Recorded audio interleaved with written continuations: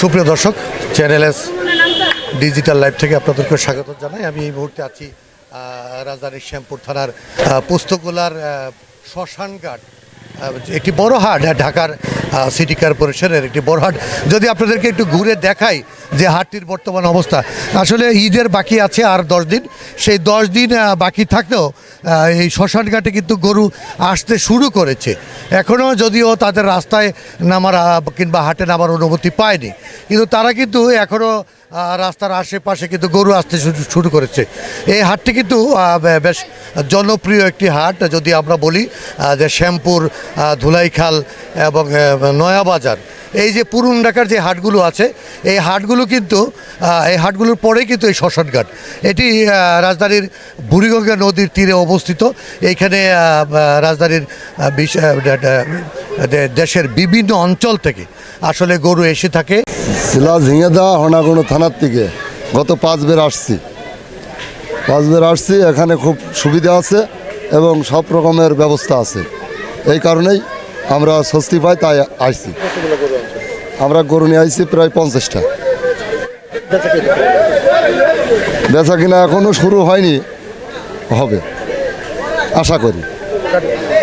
আমার বাসা হরনাকুণ্ড, ঝিনাইদহ জেলা, বাড়ি গ্রাম কুলবাড়িয়া। আমি গরু আনছি 80 পিস। দীর্ঘ 4 বছরে হাট করছে। নিরাপদ ভালো, এখানে ব্যবহারও ভালো, সবাই বেচা কেনা ভালো হয়। কিন্তু আমার এই বাড়িটা একটা সমস্যা, আমাদের জায়গা আমি ব্যস্তাম, সেই জায়গাটা আমি এবার পাচ্ছি নাই। এটা আমার দুর্বলতা। গ্রামের দাম বেশি। হ্যাঁ, আমার সাথে গ্রামের তুলনায় দাম বেশি। এবার আশা করা যায় ভালো হতে পারে, যদি কেনাকাটা যদি ভালো হয়। আমি আসছি ঝিনাইদহতে। কতটি গরু? 3টে। 2 বছর। ভালো, নিরাপদ আছে, ভালো আছে। আশা করছি বাম্পার পাবো। গতবার কেমন ছিল? ভালোই পাইছি। হ্যাঁ, আরো ঈদ সম্পর্কে ভালোই পাবো আশা করছি। জি, আমাদের এই হাটটি এই পুরাতন ঢাকার সবচেয়ে বেশি ঐতিহাসিকপূর্ণ হাট। এই হাটটা আমাদের মনোরম পরিবেশ বুড়িগঙ্গার পাড়ে অবস্থিত। এটা বিগত বহুদিন ধরে এই হাটটা চলতেছে। বিগত আমলেও এই হাটে প্রচুর গরু আমদানি হয়েছে এবং বেচাকিনা হয়েছে। আমরা আশা করি এবারও প্রচুর গরু আমদানি হবে। এখানে প্রতি বছর দেশি জাতের, উন্নত জাতের এবং কুষ্টিয়া সহ পাবনা এবং চুয়াডাঙ্গা জেলার পর্যাপ্ত গরু আমাদের এই শ্মশানঘাট গরুর হাটে আসে। তারপর গরু বিভিন্ন স্থান হতে গরু হাটে অলরেডি গরু আসা শুরু হয়ে গেছে। আমরা সার্বিক তদারকি করতেছি। এখানে একটি হাট, আপনারা এই হাটটি খুবই অনেক বেশি গরু উঠে বলা যায়। এই হাটের আপনার একটি ঐতিহ্য আছে এই হাটের। তো ইজারাদারদের সাথে আমি কথা বলেছি।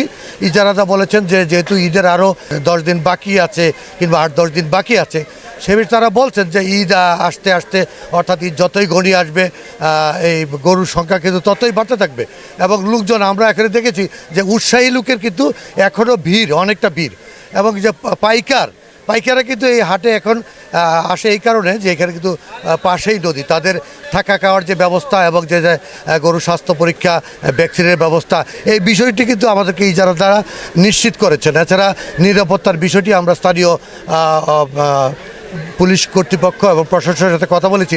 তারা বলেছেন যে নিরাপত্তা, ঈদে গরু আনা নেওয়ার বিষয় এবং পাইকারদের যে টাকা পয়সার নিরাপত্তার বিষয়টি, ওরা কিন্তু এই বিষয়টি আসলে আমাদের ক্লিয়ার করেছেন যে তারা সম্পূর্ণ নিরাপত্তা দিবেন।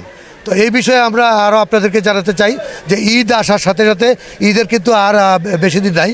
তো ওরা মনে করছেন যে আগামী শুক্রবার থেকেই এই হাটটি মোটামুটি জমে উঠবে, সেই প্রত্যাশায় ইজারাদাররা আছেন। শফিক আহমেদ, চ্যানেলএস, ঢাকা।